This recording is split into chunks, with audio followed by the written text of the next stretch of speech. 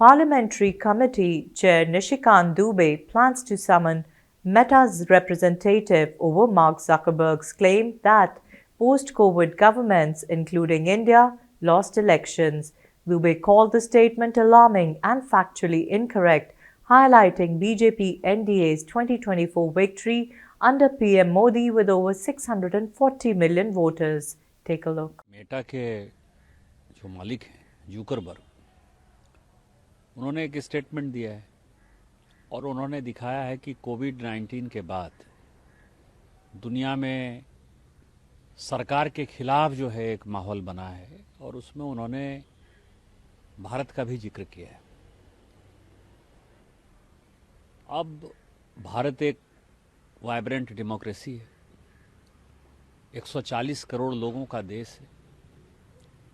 आज़ादी के बाद दूसरी ऐसी सरकार है जिसको कि जनता ने तीसरी बार चुनकर भेजा है। हम पिछली बार 303 थे, आज भी लगभग 298 299 के आसपास हैं, मान के चलिए कि 300 ही है एनडीए।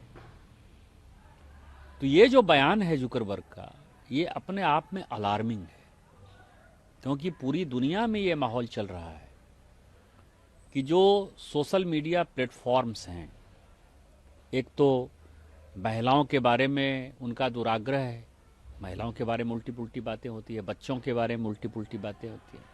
ऑस्ट्रेलिया ने देखा आपने कि 18 साल से कम बच्चों को जो है सोशल मीडिया प्लेटफॉर्म पर जाना मना कर दिया है।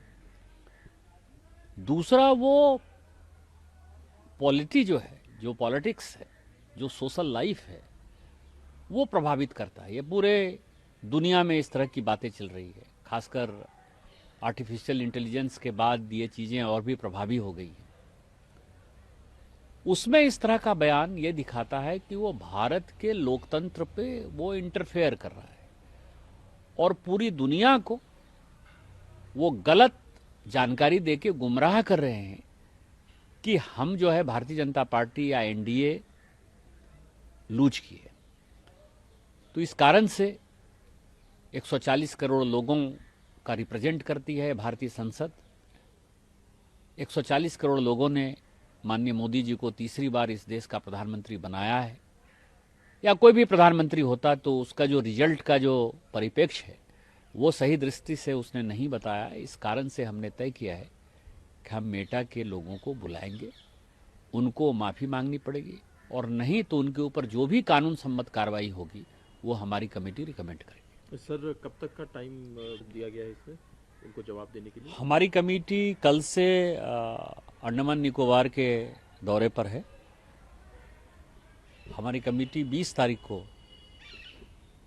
अपने दौरे को ख़त्म करेगी और मुझे लगता है कि वहीं हम कमेटी के सदस्यों से बात करेंगे, तो 20 से 24 के बीच में किसी एक दिन उनको हम बुलाएंगे। सर, एक इसमें प्रश्न उठता है, जो कमेटी के क्या वो जो मेटा के जो अधिकारी हैं उन पर कार्रवाई करने के लिए उनके पास अधिकार हैं? कमेटी के पास कमेटी के अधिकार भारतीय संसद के अधिकार है, और भारतीय संसद जो है एक सॉवरेन पावर है।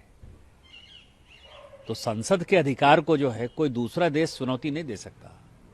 यदि भारतीय संसद चाहे तो वो कोई भी डिसीजन ले सकता है। आप समझिए, ऑस्ट्रेलिया में ये लड़ाई हुई कि आप पब्लिशर हैं कि इंटरमीडियरी हैं, आपको पैसा देना पड़ेगा, और ऑस्ट्रेलिया की संसद ने यह तय कर दिया कि आप पब्लिशर हैं, आपको पैसा देना पड़ेगा। अमेरिकी संसद ने जो है यदि इनके ऊपर टैक्स लगाया तो इनको टैक्स देना पड़ा, नहीं चाहते हुए भी इनको टैक्स देना पड़ा। तो इसीलिए सभी, जिस तरह से अमेरिका स्वायत्त है, सॉवरन है, सार्वभौम है, ऑस्ट्रेलिया सार्वभौम है, यूके सार्वभौम है, उसी तरह से हमारी डेमोक्रेसी सार्वभौम है। और ये कमेटी जो है, कमेटी कुछ नहीं है, कमेटी भारतीय संसद ने अपने अधिकार को जो है उस डिपार्टमेंट के अधिकार को आपके ऊपर सौंपा है। तो इसमें सभी पॉलिटिकल पार्टी के रिप्रेजेंटेशन है और इसका जो डिसीजन है वो फाइनल डिसीजन है, और सरकार जो है, हम सरकार को उसके कार्रवाई के लिए कहेंगे और सरकार कार्रवाई करेगी।